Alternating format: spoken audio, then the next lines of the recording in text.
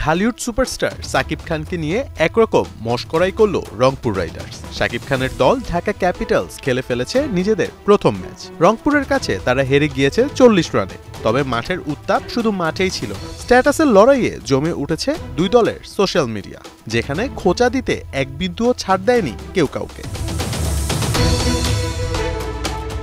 তবে এই খোঁচাখুচির শুরুটা অবশ্য করে সাকিব খানের দল ঢাকা ক্যাপিটালস। অ্যালেক্স হেলস ঢাকাকে যেভাবে ঘোল খাইয়েছে তা ক্যাপিটালস এখনো ভুলতে পারেননি। বিপিএল ড্রাফটের আগেই এই ইংলিশ ওপেনারকে দলে নেওয়ার খবরটি প্রকাশ করে ঢাকা, কিন্তু কিছুদিন পরই ফ্র্যাঞ্চাইজিটি জানায় বিয়ের ব্যস্ততার কারণে খেলতে আসতে পারবেন না হেলস। তবে পাশের দান ওলটপালট করে দেয় রংপুর রাইডার্স। ড্রাফটের আগের রাতে হেলসকে দলে নিয়ে ঢাকার আগুনে ঘি ঢালে রংপুর। তবে ভাগ্যের কি খেলা, সেই হেলসকেই কিনা নিজের প্রথম ম্যাচে খেলতে হচ্ছে ঢাকার বিপক্ষে।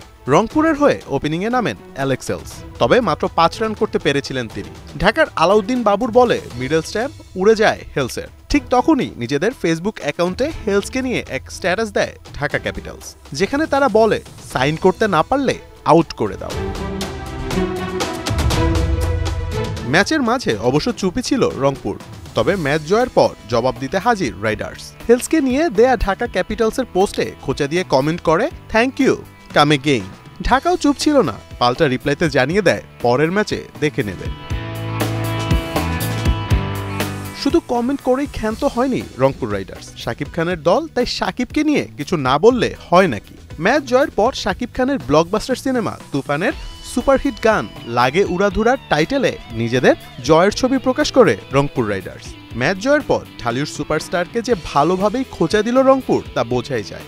বিপিএলে এবার মাঠের লড়াইয়ের পাশাপাশি চলছে অনলাইন লড়াইও। তবে সাকিব ভক্তরা ওয়েট করছে ঢাকার জবাবে। তার জন্য অবশ্য অপেক্ষা করতে হবে জানুয়ারির 7 তারিখ পর্যন্ত। মোহাম্মদ আদনান, ৭১।